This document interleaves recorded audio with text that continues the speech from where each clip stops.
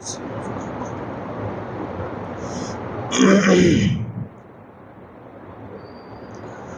الحمد لله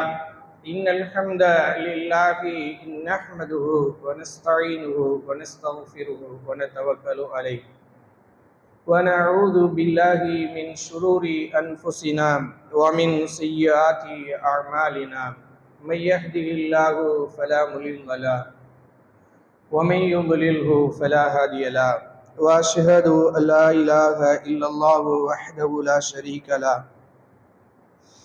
وأشهد أن محمدا عبده ورسوله أما بعد فإن أصدق الحديث كتاب الله وأحسن الهدي هدي محمد صلى الله عليه وسلم وشر الأمور محدثاتها وكل محدثة بدعة وكل بدعة ضلالة وكل ضلالة في النار.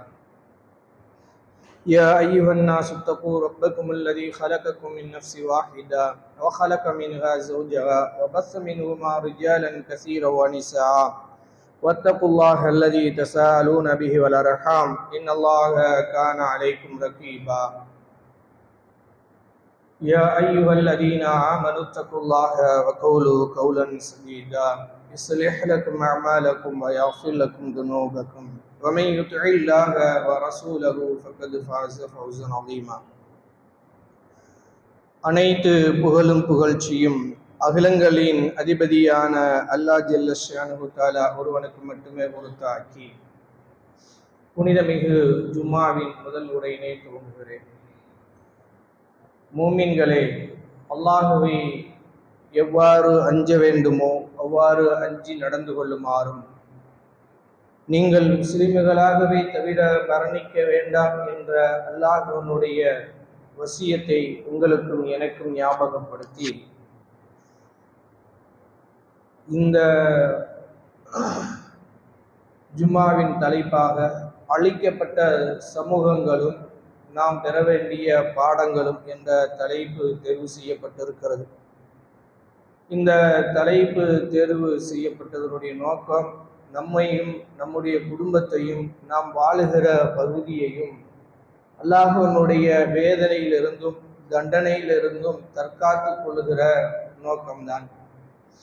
இந்த படிப்பினையை அல்லாஹ்வும் திருமறையில் நீண்ட நெடிய வசனங்களில் பேசுகிறான். பெருமானார் ஸல்லல்லாஹு அலைஹி வஸல்லம் அவர்களும் நமக்கு பல்வேறு சமுதாயங்களுடைய அழிவை குறித்து எச்சரிக்கை செய்திருக்கிறார்கள்.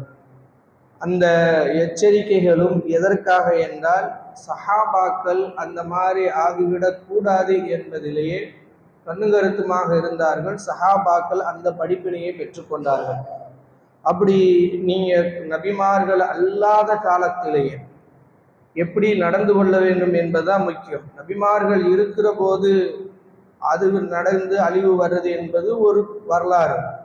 ஆனால் நபிமார்கள் இல்லாத காலத்தில் நபிமார்களுடைய போதனைகளை பின்பற்ற வேண்டிய மக்கள் நடந்து கொண்ட முறைகேடுகளால் ஏற்பட்ட பேர் அழிவுகளை திருமறை குர்ஆனும் சொல்கிறது, நபி ஸல்லல்லாஹு அலைஹி வஸல்லம் சொல்கிறார்கள். திருமறை குர்ஆனில் சூரா சபா என்று சொல்லக்கூடிய ஒரு சூறாவே இருக்கிறது.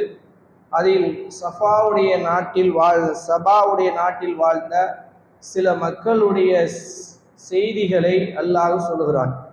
லக்கது கான லிஸபஇன் ஃபீ மசாகினிஹிம் ஆயத்துன். சபா நாட்டில் வாழ்ந்த மக்களிடத்தில் உங்களுக்கு சான்றுகள் இருக்கிறது, அத்தாட்சிகள் இருக்கிறது. ஜன்னதான் அன் யமீனின் வ ஷிமாலின். அந்த ஊருக்கு வலது புறத்திலேயும் இடது புறத்திலேயும் இருபொரு பூஞ்சோலைகள் இருந்தன. ஜன்னதான் சொர்க்க சோலைகள் இருந்தன. அல்லாஹ் சொன்னான், குலு மின் ரிஸ்கி ரப்பிக்கும். உங்களுடைய ரப்பின் உணவை உண்ணுங்கள். வஷ்குரு லஹு. அவனுக்கு நன்றி செலுத்துங்கள். பல்தத்துன் தையிபத்துன். அந்த ஊரோ மிக அமைதியான ரம்யமான ஊர். ரப்புன் கஃபூர். அவர்கள் வணங்கி கொண்டிருக்கிற ரப்போ மிக மன்னிப்பாளனாக இருக்கிறான் என்று அல்லாஹ் அந்த ஊரை சிலாகித்து அந்த ஊர் மக்களுக்கு போட்ட கட்டளையை சொல்கிறான். அங்கு நன்றி செலுத்தி அல்லாஹ்வுக்கு மாறு செய்யாமல் இருக்குமாறு அல்லாஹ் அங்கு சொல்கிறான். ஆனால் அவர்கள் செஞ்ச விஷயம் என்ன என்றால் அவர்கள் அதற்கு முரண்பட்டார்கள், அவைகளை புறக்கணித்தார்கள். அல்லாஹ்வினுடைய ரிஸ்கை சாப்பிடுவது, அல்லாஹ் கொடுத்த வீடு வசதி வாய்ப்புகளை அழகாக பயன்படுத்தி கொள்வது, ஆனால் நன்றி எல்லாம் யாராருக்கோ கொண்டு போய் சிலைகளுக்கும் அல்லது மரங்களுக்கும் செடிகளுக்கும் கொடிகளுக்கும் நல்லடியார்களுக்கும் என்று எல்லாவது கண்டதையெல்லாம் அவர்கள் வணங்கி அல்லாஹ்வுக்கு மாறு செய்த காரணத்தினால் அலைஹிம் சைலல் ஆர்மி, அவர்களின்பால் பெரும் வெள்ளத்தை அல்லாஹ் அனுப்பினான். அந்த வந்து கொண்டிருந்த ஆறு ரம்யமா வந்துகிட்டு இருந்துச்சு. ரெண்டு புறத்திலையும் பயங்கரமான செல்வ செழிப்பான பூஞ்சோலைகள். அப்படியே பார்த்தால் கண்ணை கவருது, உள்ளமும் கவருது, சொகுசான வாழ்க்கை. ஆனால் செஞ்சது புறக்கணிப்பு. இப்ப என்ன செய்கிறான் அல்லாஹ்?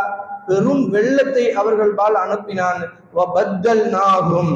அவர்களை நாம் மாற்றினோம். ஜன்னத்தைனி தவாதி உக்லின் ஹம்தின் வ அஸலி, அந்த ரெண்டு தோட்டத்தையும் உப்பு துவர்ப்பானதாகவும் புளிப்பான செடி கொடிகளை வளரக்கூடிய கரடு முரடான புதர்களாக மாற்றிவிட்டோம்.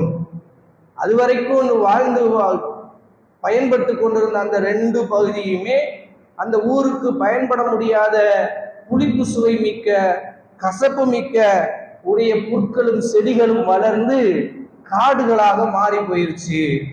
அதோட மட்டும் இல்லாம மின் சிதுரின் களில் சிறிதளவு இழந்த மரங்களும் வளர ஆரம்பிச்சு. இழந்த மரம் இருக்கு பாருங்க, நம்ம பார்க்கிறோம். அது வளர்ந்து சுற்றி ஊரை சுற்றி இருந்துச்சுன்னா அதுல என்ன பயன் இருக்கு? ஒரு பயனும் இல்லையே.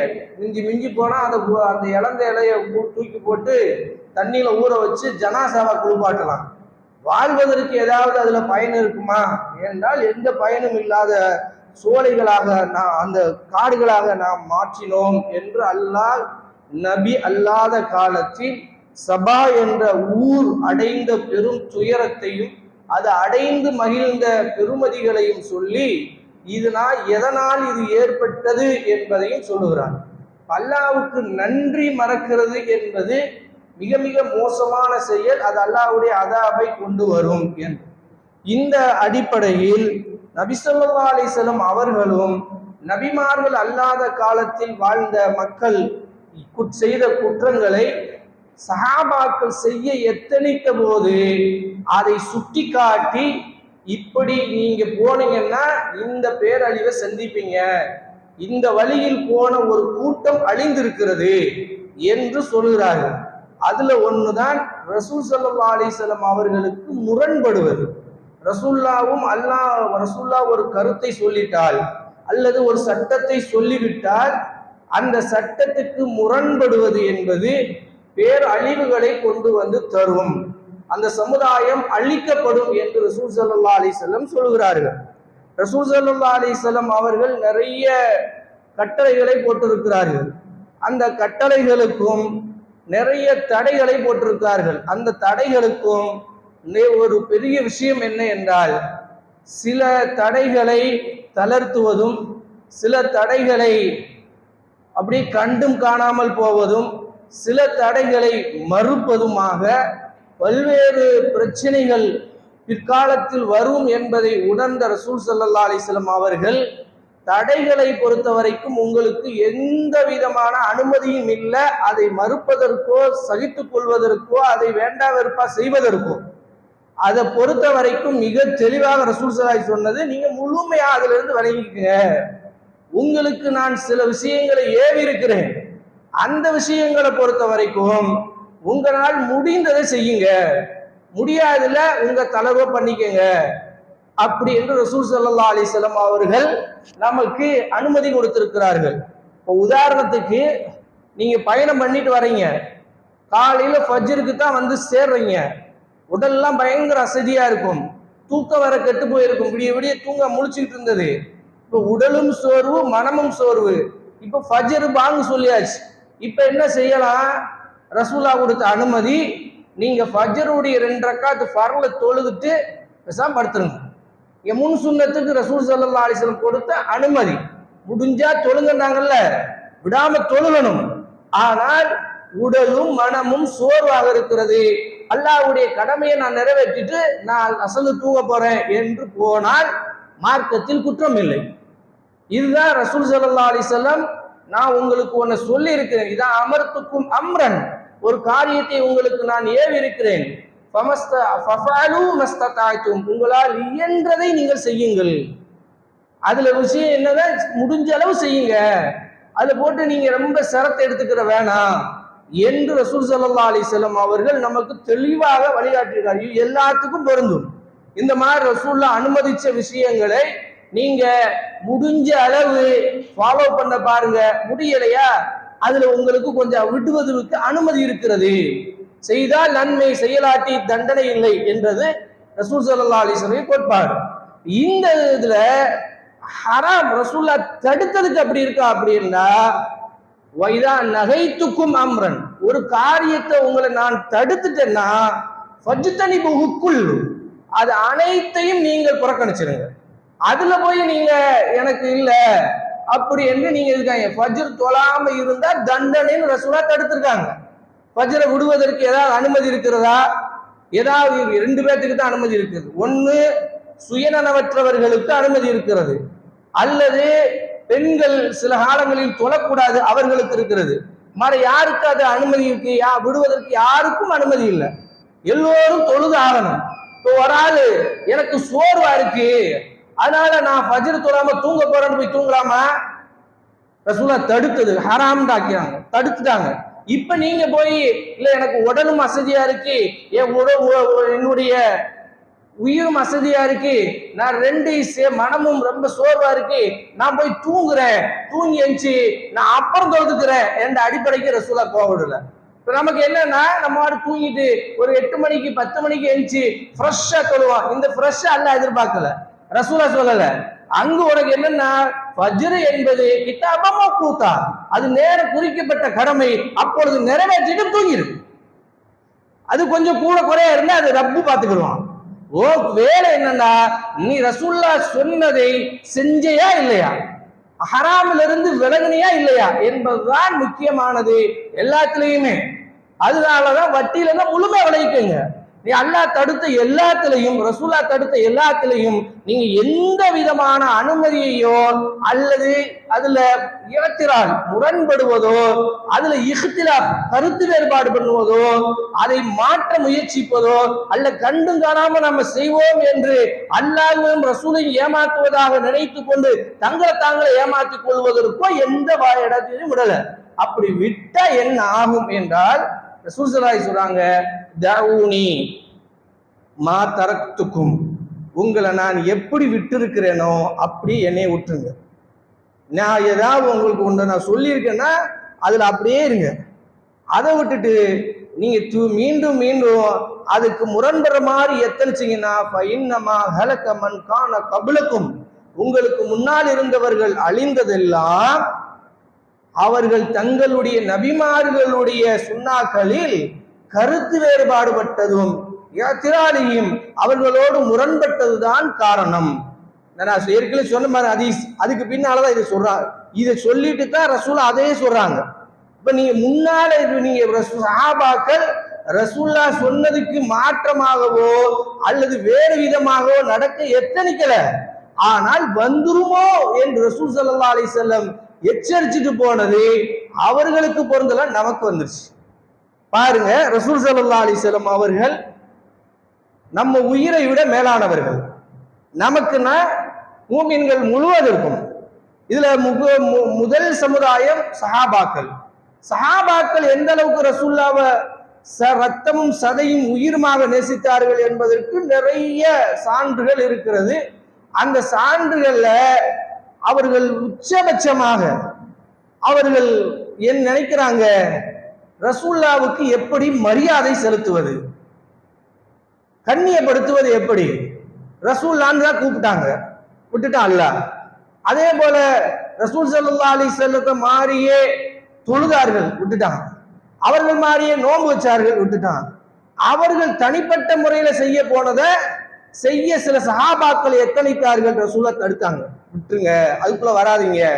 தொடர் ரசூல்லா நின்று நீண்ட நெடிய நேரம் நின்று வணங்கினாங்க.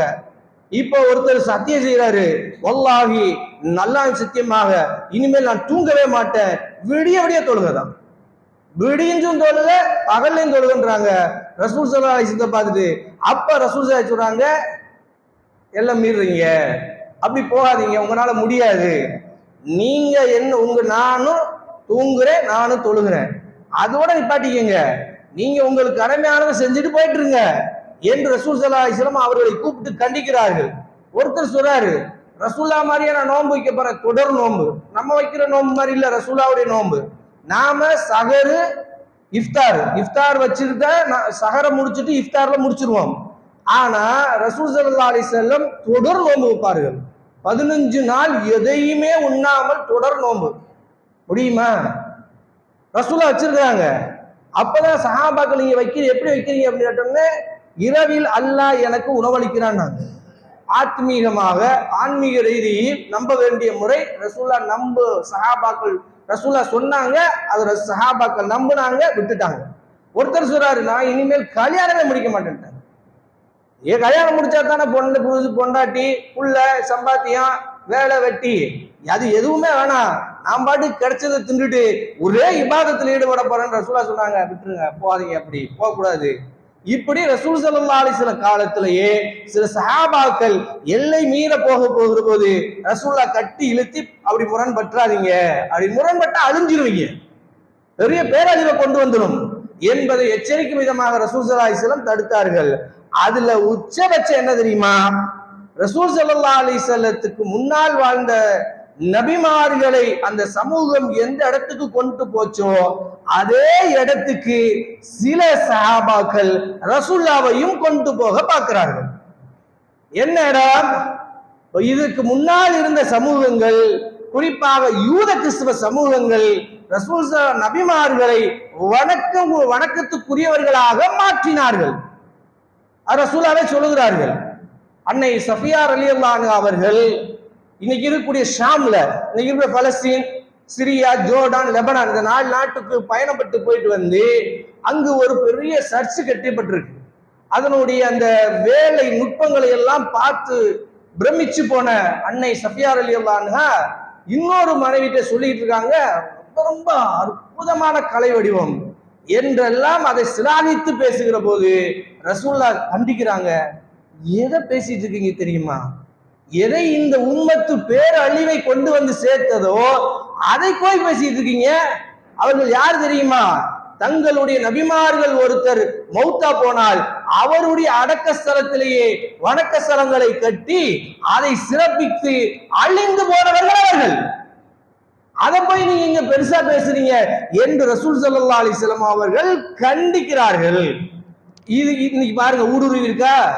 ரசூலுல்லாஹ் எச்சரிச்சுட்டு போனாங்க.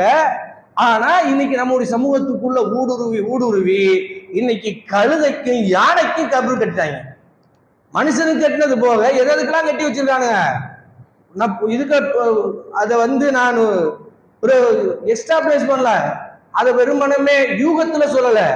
நீங்க போங்க பொட்டல் புதூருக்கு, அங்க ஒரு தர்கா பக்கத்துல அப்துல் காதர் ஜீலானி வந்தாருன்றானுங்க, வந்தாரா உள்ள அது வேற, அங்க ஒரு தர்கா இருக்கு, அதுக்கு பக்கத்துல போனா அவரு கொண்டு வந்தாரா யானை, அந்த யானைக்கு ஒரு தர்கா கட்டி வச்சிருக்காங்க. அப்படி நீங்க இந்த பக்கம் போறீங்களா, பொள்ளாச்சி பக்கம், பொள்ளாச்சியில இருந்து ஒரு 10 கிலோமீட்டர் அம்பராம்பாளையம் அங்கு போங்க, அங்க ஆத்து பக்கத்துல ஆலியார் ஆத்து பக்கத்துல பயங்கரமான ஒரு கபர் இருக்கும். அந்த கபருக்கு பக்கத்திலேயே அவர் வந்த கல்வைக்கும் கபர் இருக்கு. கழுதைக்கு கபரு, யானைக்கு கபரு, எல்லாத்துக்கும். ஏன்னா ஃபர்ஸ்ட் ரசூலா தடுத்தது எதுன்னா, இந்த பேரழிவை கொண்டு வருகிற விஷயங்களை நீங்க ரசிக்காதீங்க, அதை ஏத்துக்கிறாதீங்க, அந்த மாதிரி எல்லாம் மீறி போகாதீங்க என்று ரசூல் ஸல்லல்லாஹு அலைஹி வஸல்லம் அவர்கள் எவ்வளவு பெரியவர் இறந்தாலும் அவரை கொண்டு போய் நார்மலா அடக்கம் பண்ணுங்க. அவருக்கு அந்த கபருக்கு எந்த பிரத்யேக சிறப்புகளையும் கொண்டு வராதீங்க, வந்தீங்கன்னா பேரழிவை கொண்டு வரும் என்பதை எச்சரித்தார்கள். இன்னைக்கு உம்மா அனுபவிக்கிறது வட மாநிலங்கள் முழுவதும். ஏன் அவர்கள் மீள முடியல என்பதற்கு நீங்க வேற எதெல்லாம் தேட வேண்டியதில்லை, கபரை கட்டி வச்சு அழுகிறான், எதுக்குன்னே தெரியல. அடே அல்லாஹ் கூப்பிடுறான், வாடா தர்றேன் நான் என்கிட்ட ஓடி வான்றான். வருவனா இந்த இருக்கார் பீரு, இந்த இருக்கார் அவுளியா, அவர் இவரன் கொண்டு போய் வச்சிருக்கான். இது ஒண்ணு. அடுத்து ரசூல் ஸல்லல்லாஹு அலைஹி வஸல்லம் இதுல இன்னொரு தடையை விதிச்சார்கள் நமக்கு. என்ன என்றால், அவர்கள் புகழ வேண்டிய அடிப்படையில புகழணும். ரசூல்லா புகழுக்குரியவர்கள். இனியும் சொல்ல போனால் ரசூல்லாவுக்கு பேர் வச்சிருக்காங்க பாருங்க, அப்படி ஒரு பேரை யாரும் செலக்ட் பண்ண முடியல. ஏன் தெரியுமா? முஹம்மதுனாலே என்ன அர்த்தம்? முஹம்மதுனாலே புகழுக்குரியவர் அர்த்தம். முஹம்மதுக்கு அர்த்தமே புகழுக்குரியவர் தான். அதனாலதான் யூதன் முஹம்மதுன்னு கூப்பிட மாட்டேன்ட்டான். ஏன் தெரியுமா? அவனுக்கு தெரியுது புகழுக்குரியவரே கூப்பிட்டு முரண்பட முடியல. வேற என்ன கூப்பிட்டான்? யா அபல் காசிம் தான், காசிம் தந்தையன்னா. ஏன்னா அவனுக்கு தெரியுது. அதே மாதிரி இன்னைக்கு மேற்கத்தியர்கள் முஹம்மதுன்னு சொல்ல மாட்டான். ஏன் தெரியுமா? அவனுக்கு தெரியுது முஹம்மது என்ற வார்த்தையை அல்லாஹ் எப்படி அவருக்கு அமைச்சிருக்கான்னா, நீ ஏதாவது அவர் விமர்சனம் பண்ண ஃபர்ஸ்ட் புகழ்ந்துட்டு விமர்சனம் பண்ணு. புகழுக்குரியவரே நீங்க செய்யறது சரியில்லை, புகழுக்குரியவரே இந்த சட்டை எங்களுக்கு ஏத்துக்கல என்று அவர் நீ முரண்பட்டாலும் அவருக்கு நீ மாறுபட்டாலும் விஷயம் என்னன்னா புகழ்ந்துட்டு தான் பண்ணும். சரி, இந்த பேரை ரசூலாவுடைய முன்ன உறவினர்கள் மட்டும்தான் வச்சாங்களா? என்ன இந்த பேரை அல்லாஹ் வச்சதாக திருமறை குர்ஆன்ல சொல்றான். இந்த பேர்லயே இன்னும் கொஞ்சம் பெரிய பேர், அந்த பேர்லயே முபாலகான்னு சொல்லுவாங்க, கொஞ்சம் எக்ஸ்ட்ரா அர்த்தம் கொடுத்து புகழ்கிற பேராக அஹ்மது. தௌராத் இன்ஜீல்ல இந்த பேர்களை வச்சே அல்லாஹ் அனுப்ப ஈசா நபியை சொல்ல சொன்னா, எனக்கு பின்னால் அஹ்மதுன்னு ஒருத்தர் வருவார். பாருங்க, மற்றவர்களுக்கெல்லாம் முஹம்மது தூதரா இல்லையா என்பது ஆய்வு செய்யணும், படிக்கணும், அல்லது அவர் செய்கிற மோஜிசாத்தை நம்பணும். ஆனா அந்த யூத பாதிரிகளுக்கும் வேதமுடையவர்களுக்கும் எவ்வளவு பெரிய ஈஸி ஆக்கி கொடுத்துருக்கான் பாருங்க. ஈசா நபி வாயால் அல்லாஹ் சொல்ல வச்சா, எனக்கு பின்னால் அஹம்மது என்ற பெயருடையவர் வருவார். முஹம்மதுனா புகழுக்குரியவர், அஹமதுனா மிகப்பெரிய புகழுக்குரியவர். அல்லாஹ் பேர் வச்சான். அல்லாஹு அக்பர்னு சொல்றோம்ல, அந்த மாதிரி அஹமது மிகப்பெரிய புகழுக்குரியவர் என்று பேரோட வந்து இதை பார்த்தாவது நம்பி இருக்கலாம். ஆனா அவனுக்கு என்ன பண்ணானுங்க? மறுத்தான். இத மருத்துவ மட்டும் இல்ல, இந்த லெவல நம்ம ரொம்ப தெளிவா இருக்கணும். ரசூலாவை எப்படி புகழலாம்? முஹம்மது புகழுக்குரியவர் புகழலாம். அதே போல மிகப்பெரிய புகழுக்குரியவர். அடுத்து என்ன சொல்லலாம்? இருக்கிறதுலே மிகப்பெரிய புகழ் ரசூலுல்லாஹ், அல்லாஹுடைய தூதர் என்பதுதான் முஹம்மது ஸல்லல்லாஹு அலைஹி வஸல்லம் அவர்களுக்கு கொடுத்த அடமொழியிலேயே மிக பிரம்மாண்டமானது. அதுவும் நபிமார்களே இறுதியானவர். எல்லா நபிமார்களுக்கும் முத்தாய்பாக முத்திரையாக அமைந்தவர்கள் பெருமானார் முஹம்மது ஸல்லல்லாஹு அலைஹி வஸல்லம் அவர்கள். ஆனா அந்த தூதரை புகழுக்குரிய அந்த புகழை அப்படி கொஞ்சம் தூக்க பார்க்கிறாங்க. ஒரு சஹாபி முஆத் இப்னு ஜபல் ரலியல்லாஹு அன்ஹு அவர்கள் யமனுக்கு போயிட்டு வர்றாங்க. இன்னைக்கு இருக்குல்ல யமன் தேசத்துக்கு போயிட்டு வந்தா அங்க இருக்கிற மன்னர்கள்லாம் காலில் விழுகிறான். அங்க இருக்கிற மன்னர்கள்லாம் காலில் விழுந்து வணங்குறாங்க. இதை பார்த்துட்டு அவர் கேட்கிறாரு, எவனுக்கும் எவனை காலில் விழுந்து புனிதத்தை கொடுக்குறான், உண்மையான புகழுக்குரியவர் இவர் தான், இவரை கேட்டலாமா அப்படி என்று ரசூலாட்டே வந்து கேட்கிறாங்க. உங்க காலில் விழுந்து வணங்கு மரியாதை செலுத்துவதற்கு அனுமதி கொடுங்க. ரசூல் ஸல்லல்லாஹு அலைஹி சொன்னார்கள், அல்லாஹ்வை தவிர யாருக்கும் கால் சஜ்ஜா செய்யாதீங்க, அல்லாஹ்வை தவிர சஜிதா வேறு யாருக்கும் கிடையாது என்று தடை விதித்தார்கள். தடை விதிச்சதோடு மட்டும் இல்லாம சொன்னார்கள், லா தத்ரூனி கமா அத்ரத் நஸாரா ஈஸா இப்னு மரியம், மரியமுடைய மகன் ஈசாவை கிறிஸ்தவர்கள் புகழ்ந்ததை போல என்னை நீங்கள் புகழ்ந்துடாதீங்க. ஏன்னா அப்படி புகழ வேண்டும் என்று உங்களுக்கு எண்ணம் வந்தால் வலாக்கின் கூலு, நீங்கள் சொல்லுங்கள், அப்துல்லா அல்லாஹுடைய அடிமை என்று சொல்லுங்கள், ரசூலுல்லா அல்லாஹுடைய தூதர் என்று சொல்லுங்கள், அதற்கு மேல போகாதீங்க என்று ரசூலா தடை வச்சாங்க. ஆனா இன்னைக்கு ரசூலாவுக்கு என்ன பேர்? ஒவ்வொரு பள்ளியிலையும் ரசூல்லாவுடைய பிறப்பையே மாற்றி விட்டுச்சு இந்த சமூகம். ரசூல்லாவுக்கு நாமெல்லாம் தகப்பனுடைய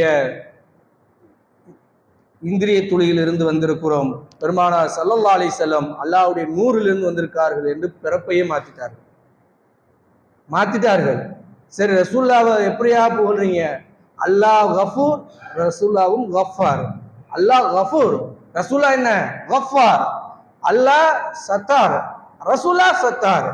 எல்லாம் சத்தார். எல்லாம் எங்க பாவங்களை எல்லாம் மன்னிக்க. எப்படிப்பட்ட பாவம்? ஷிர்க்கே வச்சாலும் நீங்க மன்னிங்க என்று அல்லாஹ்வுடைய தூதர் மௌத்தா போய் 1400 வருடங்கள் கழித்தும் இன்னியும் அவரை நோக்கி கையேந்தி கொண்டிருக்கிற ஒரு கூட்டம் இருக்கு என்றால் இதுதான் ரசூலா சொன்னாங்க, எச்சரித்தாங்க. அழிவை கொண்டு வரும், எதிரிகள் வந்து நாசமாக்குவான், கேப்பாரற்று நாதியற்று நாரி போயிடுவீர்கள். கிடக்கா இன்னைக்கு. ஏன் ரசூலா எச்சரிச்சாங்கன்னா, செஞ்சது இல்ல, செஞ்சதுக்கு பின்னால் அல்லாஹ்வுடைய அதாபு எப்படி வரும்?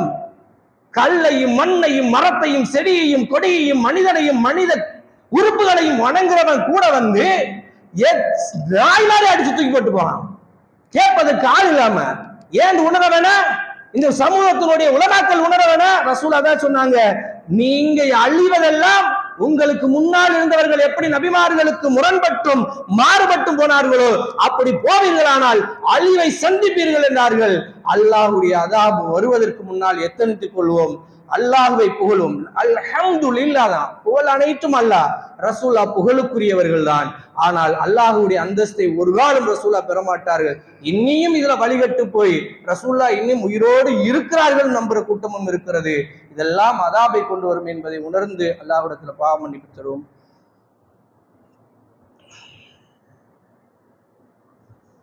அல்ஹம்துலில்லாஹ் வஸ்ஸலாத்து வஸ்ஸலாம் அலா மன் லா நபிய்ய பஅதா ஃபகத் கால அல்லாஹு தஆலா ஃபில் குர்ஆனில் அஸீம். அஊது பில்லாஹி மினஷ் ஷைத்தானிர் ரஜீம். கண்ணியத்திற்குரிய எல்லாம் அல்லாஹ் ஜல்ல ஷானஹு தஆலா நல்லடியாரே. அப்ப ரசூல் ஸல்லல்லாஹு அலைஹி வஸல்லம் நமக்குமான தொடர்பு என்ன என்பதை ரசூலுல்லாஹ் விளக்குகிறார்கள். நீங்கள் என் மீது ஸலவாத்து சொல்லுங்கள், அந்த ஸலவாத்தை தூக்கி கொண்டு வந்து பர்ஸக் வாழ்க்கையில் என்னிடத்தில் ஒப்படைப்பதற்கு மலக்குமார்களை நியமித்திருக்கிறான் அல்லாஹ். இப்ப நம்ம சொல்லுகிற ஒவ்வொரு ஸலவாத்துக்கும் நம்மிடத்தில் ஒரு மலக்கு வருகிறார், அந்த ஸலவாத்தை கையேந்துகிறார், அதை வாங்கி கொண்டு ரசூலாட்ட போய் ஒப்படைக்கிறார். ரசூல் ஸல்லல்லாஹு அலைஹி வஸல்லம் அதை பெற்றுக்கொள்கிறார்கள். நாம் சலாம் சொல்கிறோம், அந்த சலாத்தை ரசூல் ஸல்லல்லாஹு அலைஹி வஸல்லத்துக்கு மலக்குமார்கள் எத்தி வைக்கிறார்கள். ரசூலா நமக்கு சலாம் நமக்கு பதில் சலாம் சொல்லுகிறார்கள் என்பதை உணர்ந்து, இதுதான் நமக்கும் அவருக்குமான இப்ப இருக்கிற தொடர்பு. ரசூல் ஸல்லல்லாஹு அலைஹி வஸல்லம் உயிரோடும் இல்லை, அவர்கள் மீண்டும் பூமிக்கு வரப்போறதும் இல்லை. ரசூல் ஸல்லல்லாஹு அலைஹி வஸல்லம் ஒரு காலம் இறைத்தன்மைக்கு ஏற்றுக்கொண்டதும் இல்லை, அதை இன்னும் சொல்ல போனால் வேறவர்களுக்கு கொடுப்பதை அனுமதித்ததும் இல்லை என்பதை எல்லாம் ஆழமாக நம்புவோம். வாஹிரு தஅவானா அல்ஹம்துலில்லாஹி ரப்பில் ஆலமீன்.